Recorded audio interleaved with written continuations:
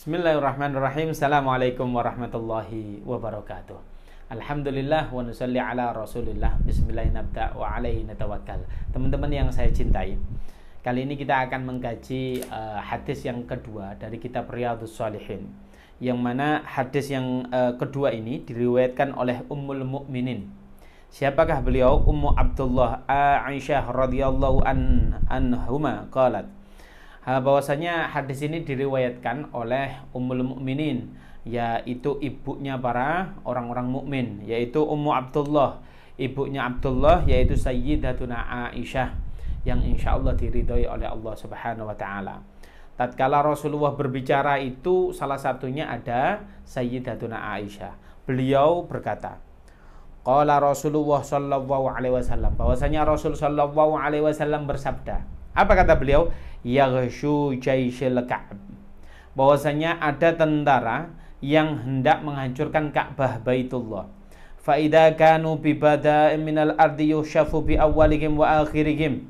Kemudian Allah Subhanahu wa Ta'ala menghancurkan semua yang hendak menghancurkan Ka'bah Baitullah itu. Qalat, kemudian beliau komplain kepada baginda Nabi, bertanya begitu ya. Qultu, ya Rasulullah, wahai baginda Nabi Muhammad SAW, kaifa yushafu bi awwalihim wa akhirihim wa fihim aswaquhum wa man laisa minhum. Ya Rasulullah, kenapa itu Allah membinasakan seluruh orang yang hadir di situ? Kita ketahui bersama, tidak semua orang niatnya itu hendak menghancurkan Ka'bah Baitullah.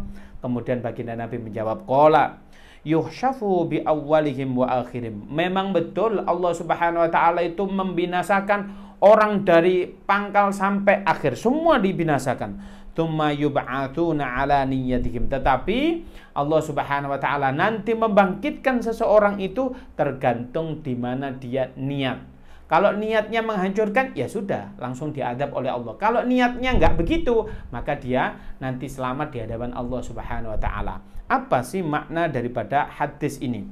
Bahwasanya hadis ini dulu ada tentara Abraham dari Yaman hendak menghancurkan Ka'bah Baitullah. Tetapi kita ketahui bahwasanya jarak Yaman dengan Mekah ini kan luar biasa jauhnya.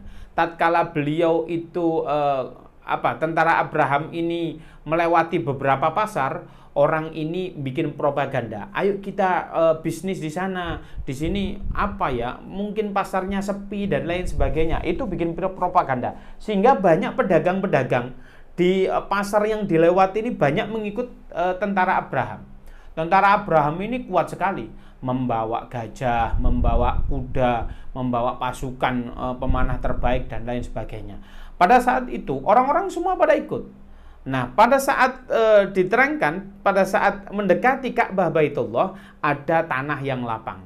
Apa yang terjadi? Waharonal fil.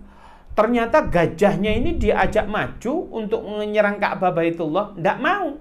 Kemudian apa yang terjadi? Waharonal fil. Sebagian gajahnya itu balik lagi begitu ya.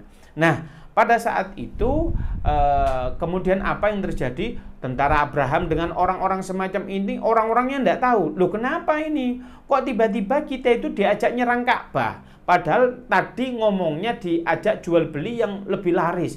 Ini kok bisa ini? Tapi Allah Subhanahu wa Ta'ala menurunkan burung ababil. Apa yang terjadi? Burung ababil itu semua mengelilingi orang-orang tersebut, dan di paruhnya burung ababil tersebut ditaruh kerikil, yaitu dari neraka. Apa yang terjadi? Dengan mudah Allah menghancurkan tentara Abraham tersebut. Apa yang terjadi? Mulai kerikil itu jatuh di kepala mereka, maka tembus sampai sampai bawahnya. Ini menunjukkan Allah mudah sekali orang yang ingin menghancurkan Islam, ingin menghancurkan Ka'bah Baitullah, maka Allah sangat mudah sekali untuk menghancurkan. Tetapi yang menjadi pertanyaan Sayyidatuna Aisyah ini tadi apa? Yaitu kenapa kok Allah itu membinasakan semuanya? Kan nggak semuanya orang ini niatnya untuk apa? Untuk menyerang Ka'bah. Sebagian itu niatnya itu karena diapusi begitu ya. Diapusi, dibohongin, dipropaganda, katanya diajak bisnis kok malah diajak ngancurkin Ka'bah. Seharusnya Allah kan milah-milah begitu ya. Ternyata enggak. Karena kata Allah Subhanahu wa taala semuanya akan dibinasakan. Oleh karena itu nanti kalau sudah dibinasakan, nanti dibangkitkan, maka Allah tahu bagaimana niat daripada hati masing-masing orang itu. Kalau ada yang niatnya hendak menghancurkan Ka'bah Baitullah, langsung diadab.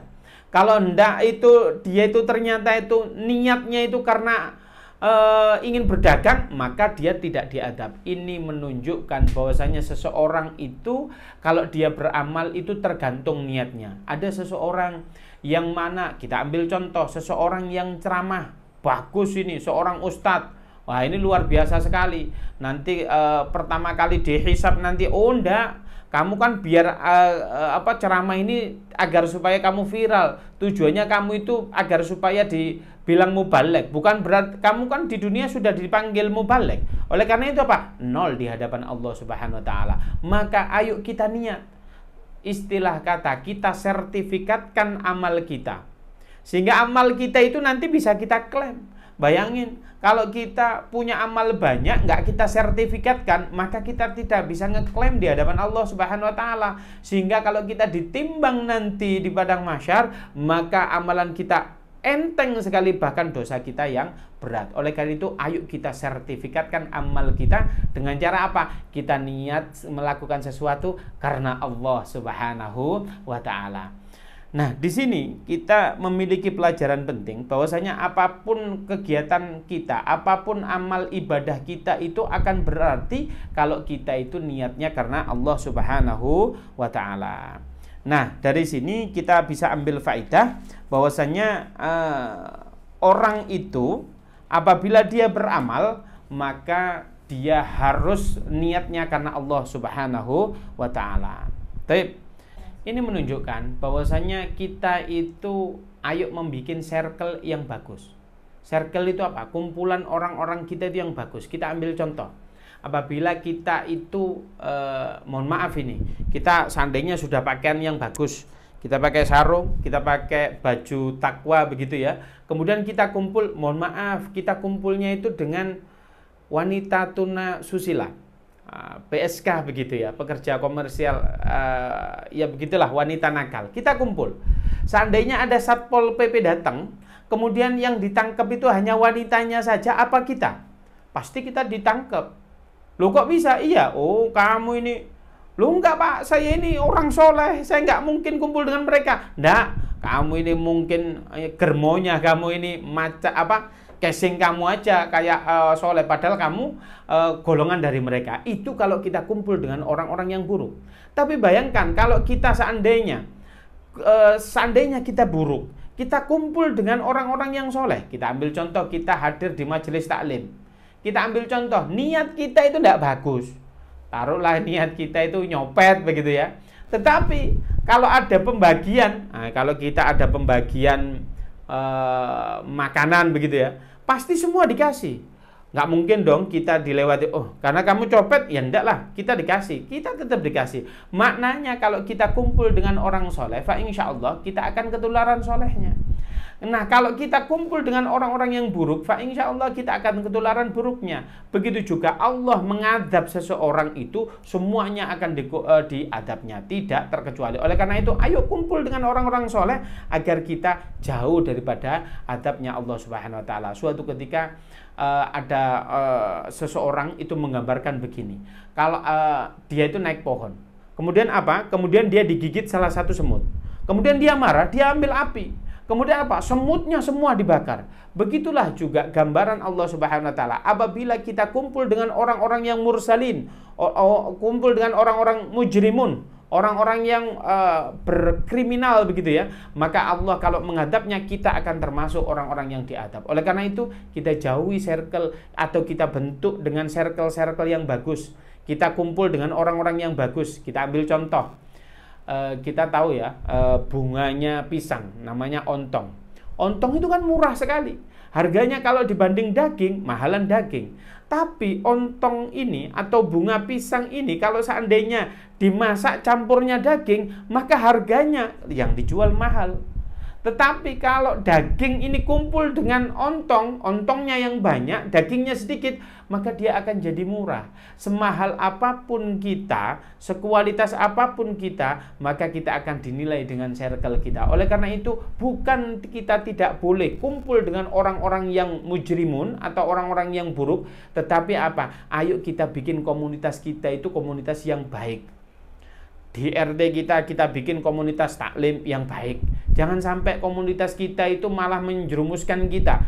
Jangan sampai kita itu yang diwarnai, tapi usahakan kitalah yang mewarnai di suatu daerah tersebut dengan warna yang islami. Barangkali itu semoga bisa manfaat, semoga ini sebagai motivasi agar supaya kita itu satu, kumpul dengan orang-orang yang soleh. Kemudian kita bisa mengambil manfaat dari kumpul-kumpul orang soleh itu, kita mendapatkan apa? Rahmatnya Allah akan diturunkan di situ. Barangkali itu yang bisa saya sampaikan. Assalamualaikum warahmatullahi wabarakatuh.